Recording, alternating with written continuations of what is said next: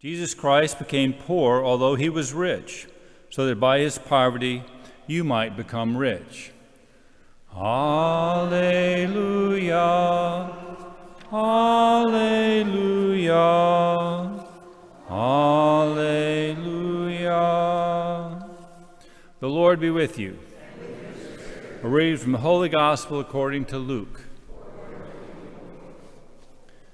Jesus said to his disciples, I tell you, make friends for yourselves with dishonest wealth, so that when it fails, you will be welcomed into eternal dwellings. The person who is trustworthy in very small matters is also trustworthy in great ones. And the person who is dishonest in very small matters is also dishonest in great ones. If, therefore, you are not trustworthy with dishonest wealth, who will trust you with true wealth? If you are not trustworthy with what belongs to another, who will give you what is yours? No servant can serve two masters. He will either hate one and love the other, or be devoted to one and despise the other. You cannot serve God and mammon. The Pharisees who loved money heard all these things and sneered at him. And he said to them, You justify yourselves in the sight of others, but God knows your hearts. For what is of human esteem is an abomination in the sight of God. The Gospel of the Lord.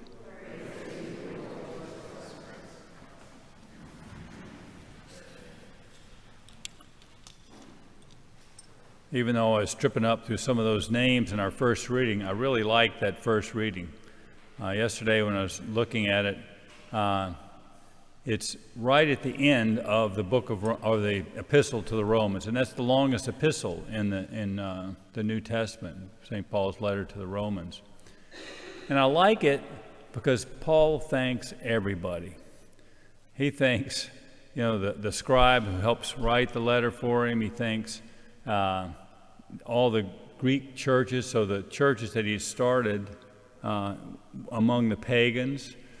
He thanks disciples. He thanks city officials. He thanks fellow prisoners, because Paul wrote several of his epistles in prison. All those that helped him, and he gives all the glory to God. And he thanks them for helping them help him bring Christ's gospel to others. And it's just like thank you. And it's really neat to me to see. It gives me insight into Paul's life there. He had a lot of people that were supporting him, and he was under a lot of persecution, in prison and stuff, and he really loved everybody that was helping him, and he just recognizes them all there at the end of the letter. I just like that a lot. Okay, so our gospel is really the response to yesterday's gospel. Yesterday's gospel was the prudent but dishonest steward. So the dishonest steward squandered his master's wealth, and he had to have an accounting, and then he called each one of the debtors in and was cutting what they owed the master. And he did that to feather his nest, so when he got out. So when he got fired, he'd have friends on the outside because he couldn't beg and things like that.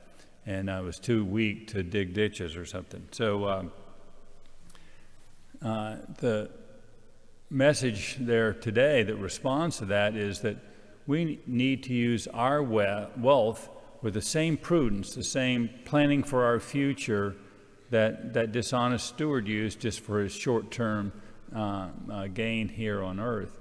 And so to use the wealth we have now to build treasure in heaven, so that when we die, we'll be headed to heaven. There's a little story, joke, where this guy is sick, he's going to die, and he tells his best friend that he wants him to put $1 million of cash in his $1 million in his coffin. And so he gives the accounting and stuff like that to his friend so that he can make the exchange. And do it in $1,000 bills, so it doesn't take up too much room in the coffin, something reasonable size. And so they have the funeral and stuff. And the only person that the friend told about it was his wife, And so after the funeral, he's back home, and his wife says, "Well, did you put all the money in the coffin.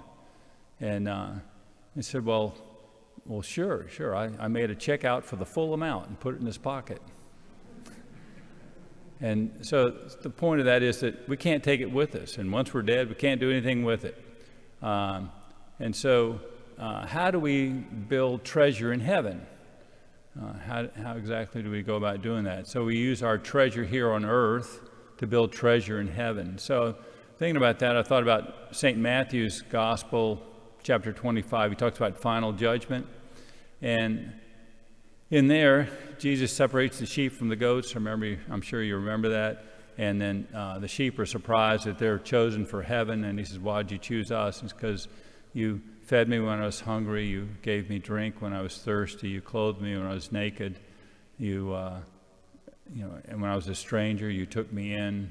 When I was in prison, you came and visited me. So it was those people that saw Christ in others that were listed among the sheep. And so with that sort of in mind, how do you build up treasure in heaven? We use what treasures we have here on earth to do those things, to see Christ in others, to see Christ in those in need, and help them in their need, whatever it might be. And also, we need to be thankful for all of those who have brought us the gospel message, just as St. Paul was thankful for all those who had helped him present the gospel message.